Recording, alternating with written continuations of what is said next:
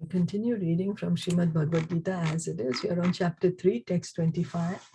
Shakta karmani avidvamsho yatha kurvanti bharata kuryat vidvams tatha shaktas chikeshur loka sangraham. As the ignorant perform their duties with attachment to results, the learned may similarly act, but without attachment for the sake of leading people on the right path. A person in Krishna consciousness and a person not in Krishna consciousness are differentiated by desires. So what's the difference? How can we know if a person is Krishna conscious or not? Outward, we cannot know. Outward, they both might be doing the same activities, but what's the intention behind that activity? What's the desire with what the activity is being performed? A Krishna conscious person does not do anything which is not conducive to development of Krishna consciousness. He may even act exactly like the ignorant person who is too much attached to material activities. But one is engaged in such activities for the satisfaction of his sense gratification, whereas the other is engaged for the satisfaction of Krishna. So a Krishna conscious person, he is acting whatever duty he's doing, whatever duties are required for him to do, he does it for the pleasure of Krishna. For the pleasure of Krishna. That's what his desire. How may I please Krishna? I am somehow in this position. This is my duty, so I need to do it. And let me please Krishna. How can I do my duty in a way that is more and more pleasing to Krishna? Whereas another person who is the word mentioned here is ignorant, who is too much attached to material activities. Means they are doing the same activities, but they're doing it that I am doing it. I want to do it. And when I do it, I'm going to enjoy it in this way. And I will feel so great. And this is what's going to happen. So one is for the pleasure of Krishna, and one is how can I make myself happy? How can I make, well, not myself happy. How can I enjoy my senses? Because our true happiness is actually when we make Krishna happy. You know, that's the only way we can truly be happy. So therefore, the Krishna conscious person is required to show the people how to act and how to engage the results of action for the purpose of Krishna consciousness. So a pure devotee, he shows us how to act for the pleasure of Krishna, and whatever result he's getting, then use it for Krishna. Use it for Krishna. So does it mean that we have to all become renounced and just give up everything and sit down and do nothing else and just go to the forest and chant?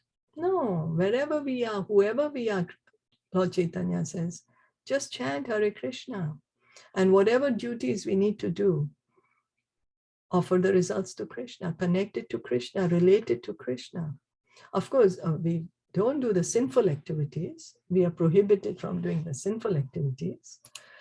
But our duties, whatever duties we need to do, whatever things that need to be done, we do it for the pleasure of Krishna. Any comments or questions?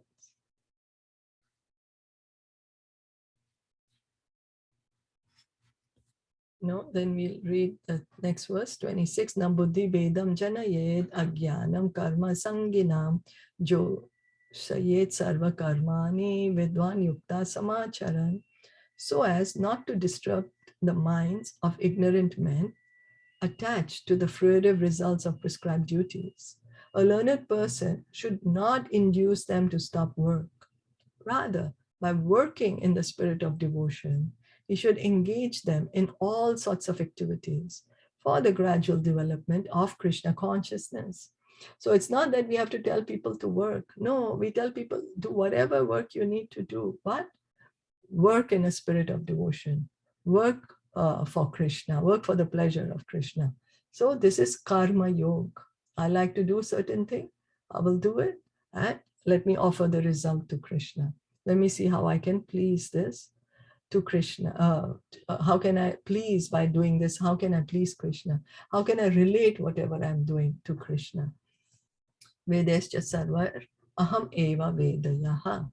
That is the end of all Vedic rituals, all performances of sacrifices, and everything that is put into the Vedas, including all direction for material activities, are meant for understanding Krishna, who is the ultimate goal of life. So Vedascha sarver aham eva vedayaha. Krishna says in the Bhagavad Gita 15th chapter that he is the goal of all the Vedas. Why there's so much Vedas there? Vedas are so vast. Vedic knowledge is so vast. There's so many rituals, whatever, their rituals even to live peacefully in this material world. There are different things. But what's the goal? Why is it all there?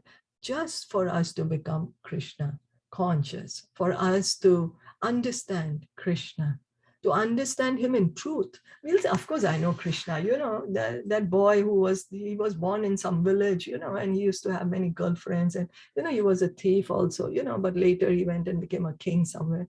But that is not understanding Krishna. We can understand Krishna only when we hear from the devotees. Why? Because the devotees understand Krishna. So they can show us Krishna. They can explain to us about Krishna. Again, the matter of authority comes. I want to become a lawyer. I will go to a law school. I will get training under a professional lawyer. If I just pick up a textbook and I hear from somewhere here and there, oh, this law is there, this law is there, and nobody's going to come to me to fight their case, Nobody. And even if someone comes, what's going to be the result? The judge will just throw me out. He'll say, you're not even a lawyer. What are you doing? Get out of here. So we need to hear from the authority. So, but because the conditioned souls do not know anything beyond sense gratification, they study the Vedas to that end. But through fruitive activities and sense gratification, regulated by the Vedic rituals, one is gradually elevated to Krishna consciousness. So here comes the yoga ladder again. The fruitive activities, sense gratification, regulated by Vedic rituals. So you do karma kand because you want to, we want to enjoy some benefits, to go to the heavenly planets, do some pious activities. So then again, the Vedas, why they have this karma kand, so that when we are doing these pujas or rituals, the devotees, will call them to do these rituals. Then the devotee will tell us, hey, you know what? By doing this, you're just going to go to the heavenly planet, and over there also you're going to be fearful. If some Hiranyakashipu or Hiranyaksha comes there, you're going to be scared like anything, and you'll be fearful and running here and there. So, you should then, the person might ask, so then what should I do? They say you develop your Krishna consciousness. Once you go to Vaikuntha, you don't need to come back. So that's how this is gradually the Vedic rituals are there. But the point is to come to Krishna, whatever it is, even through the knowledge part. One might get frustrated. I did so much rituals. I went to the heavenly planets and I tried to enjoy my senses so much, but now I'm frustrated. There's no enjoyment in this material world. So, aham brahmasmi, I am Brahman. But when we hear the devotees, then they'll say, yes, of course, true, you are Brahman, but there is the supreme Brahman. The size is very different. So then again, what's the point? Point is to come to Krishna. Then somebody is doing mystic yoga. They found the super soul. They understood that they're the super soul and we are the soul, of course, they know that. And then they found the super soul. But again, they meet a devotee and the devotee tells them, do you know who the super soul is? A feature of Krishna. Then again, means the point is to come to Krishna, no matter, till the time we don't come to Krishna, we have not achieved perfection. That's the point to say.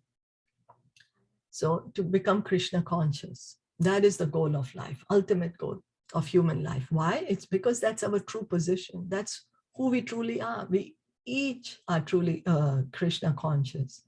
We each have love for God in our heart. All living entities have love for God. It's not only a particular section or society or community or particular planet of people or particular universe people. Each and every living entity, everywhere, we have this love of God. And Krishna is the supreme personality of Godhead. So Therefore, a realized soul in Krishna consciousness should not disturb others in their activities or understanding, but he should act by showing how the results of all work can be dedicated to the service of Krishna. So a pure devotee, like Prabhupada didn't tell us you stop everything. No, Prabhupada said, oh, you like to paint? Come paint the temple. You know, you are a nice sculpture, you make the deities. And then you're good in studies, then you study the Shastra, you become a preacher. You're more Brahmanical, you worship the deity. Whatever. You like to work in the office to support your family, do that. Offer some part of your result to maintain the Krishna consciousness movement, so that more and more people can become Krishna conscious. So the learned Krishna conscious person may act in such a way that the ignorant person working for sense gratification may learn how to act and how to behave. Although the ignorant man is not to be disturbed in his activities, a slightly developed Krishna conscious person may directly be engaged in the service of the Lord without waiting for other Vedic formulas. For this fortunate man, there is no need to follow the Vedic rituals, because by direct Krishna consciousness, one can have all the results one would otherwise derive from following one's prescribed duties. So one consciousness, one who's already very highly developed in their consciousness, I'm sorry, they just hear and chant, preach, they become full-time devotees. Full-time devotees. I'm sorry, because they are able to do that. But someone who's not able to do that, we shouldn't encourage that at all. Rather, be wherever we are, whatever we are doing, chant Hare Krishna. Connect our results to Krishna. Offer our results to Krishna. Results of activities to Krishna. Any questions or comments?